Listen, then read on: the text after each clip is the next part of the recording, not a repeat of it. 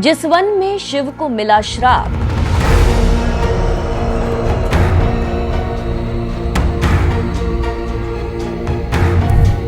जहां से लकड़ी उठाना भी है पाप,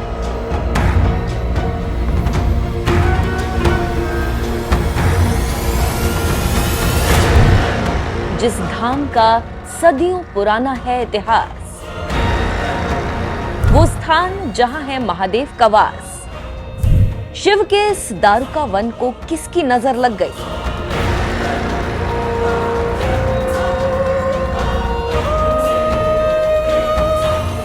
देवदार के ये वृक्ष क्या अब दारुक वन में नहीं रहेंगे?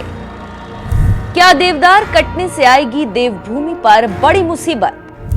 क्या सदियों पुराने देवदार के पेड़ हटेंगे तो आएगा प्रलय? जब से जागेश्वर के दारुका वन में देवदार के पेड़ों पर लाल रंग के निशान लगे हैं, हर किसी के मन में तरह तरह के सवाल जन्म ले रहे हैं। विरोध की चिंगारी उत्तराखंड से होते हुए देश भर में फैल गई। सोशल मीडिया में ये चिंगारी शोला बनती जा रही है। देवदार के पेड़ों पर संकट के बादल कैसे गहराए, ये समझना बड़ा जरूरी है, तभी आप पूरा मामला सही से जान पाएंगे।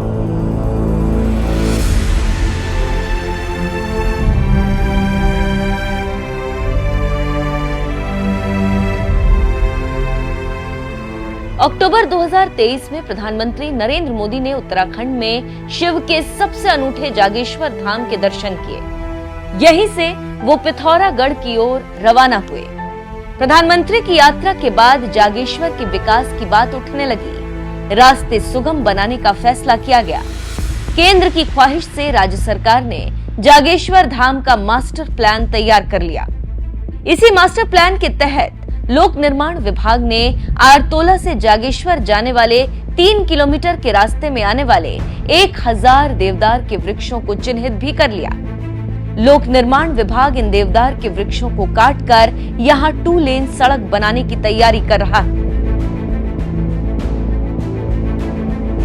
दरअसल जिस रास्ते को संकरा बताया गया है, जिन पेड़ों पर विकास के नाम की आरी चलाने का फरमान जारी हुआ है, वो विकास नहीं, विनाश का आरंभ है।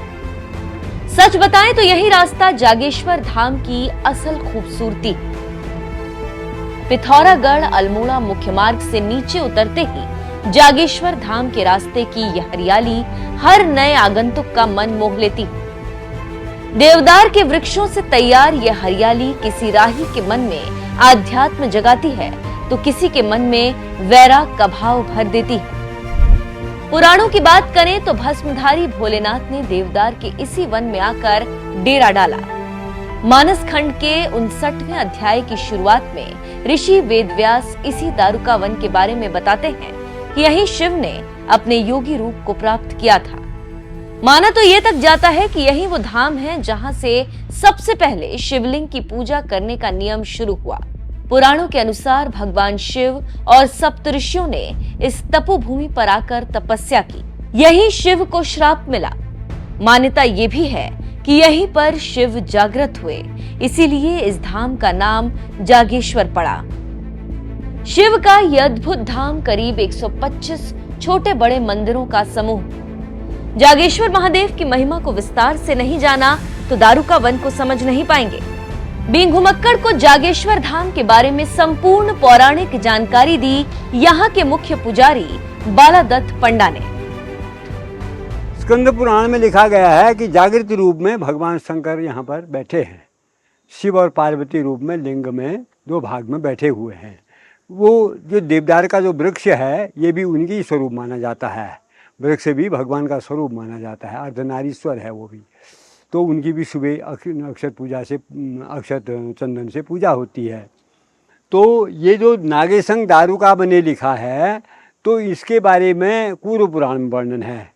कूर्म पुराण कहता है कि भगवान जो हैं यहाँ पर साक्षात रूप से बैठे हैं।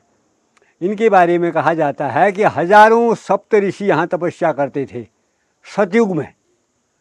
तो कहा जाता है कि उस सतयुग में उनकी तपस्या करते करते बहुत वर्ष बीत गए। तो एक दिन पार्वती जी ने शंकर भगवान जब हिमालय से जा रहे थे, हिमालय लिखा है, आप कौन हिमालय हम ये नहीं बता सकते, हिमालय से जा रहे थे, तो कहते हैं उनको पार्वती जी ने कहा कि चलो यहाँ चलते हैं दारुका वन में।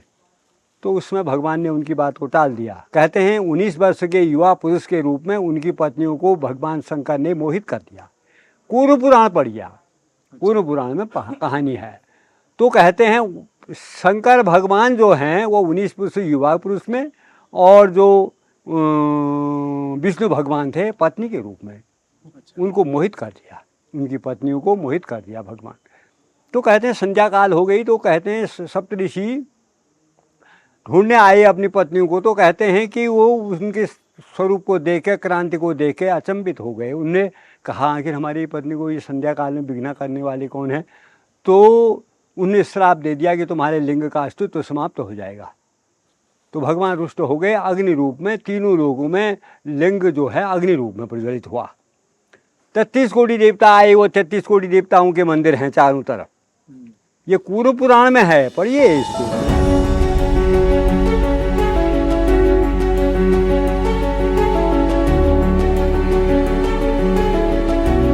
माना जाता है त्रेता युग में लवकुश अपने पिता श्रीराम से किए युद्ध का प्रायश्चित करने पहुंचे। इसी कुंड में लव और कुश ने शिव के आह्वान के लिए कई दिनों तक यज्ञ किया। महाभारत के युद्ध के बाद पांडवों के यहाँ पहुंचने की कथाएं सुनी जाती थी। आदि गुरु शंकराचार्य के पहुंचने की बात भी मानी जाती है। विश्वास है कि यहीं से होते हुए आदि गुरु केदारनाथ धाम की यात्रा को गए। ये अर्धनारीश्वर लिंग में भगवान बैठे हुए हैं, ये लिखा है। उनके स्थान महामृत्युंजय शिव हैं कि वो शिव यहाँ से न जाएं करके महामृत्युंजय शिव की स्थापना की गई है। महामृत्युंजय जी का ऐसा महात्म्य कहा जाता है कि जब तक आद्य शंकराचार्य आए तब तक उनकी जो वहाँ पर जाकर के आत्महत्या करना चाहता है वो मृत्यु को प्राप्त हो जाता था, इसलिए उन्हें इसको किलित किया है, ऐसा कहा जाता है। भगवती उनके साथ है पुष्टि भगवती। पुष्टि भगवती का मतलब है कि इस तीर्थ के फल को देने वाली, इस तीर्थ के फल को देने वाली पुष्टि भगवती है, जो 51 भगवती है उनमें से एक है पुष्टि देवी। पुष्टि देवी उनका महात्म्य दिया है।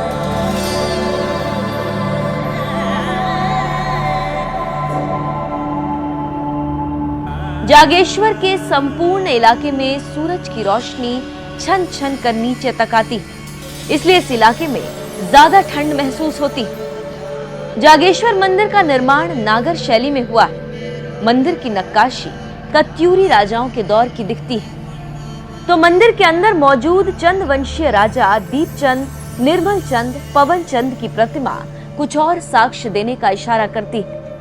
ये 8 या 8 से 12 के बीच में स्थापित हुए हैं। इनके अंदर चंद्रवंशी राजाओं ने इनको स्थापित किया है। उनकी प्रतिमाएं लगी हुए हैं, दीपचंद और तिरमल चंद, कोई पवन चंद कहते हैं।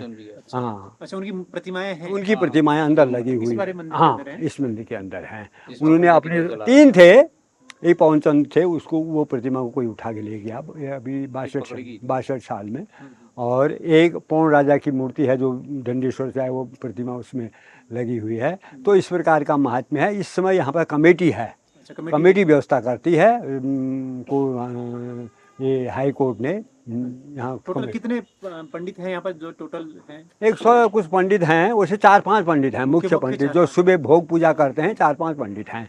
और मंदिर कौन कौन से हैं मुख्य? देख रहे हैं हम यहाँ पर ये जागनाथ जी का है, भगवती है, मृत्युंजय है, केदार जी हैं, केदारनाथ, हनुमान जी हैं, भैरव जी हैं, बटुक भैरव।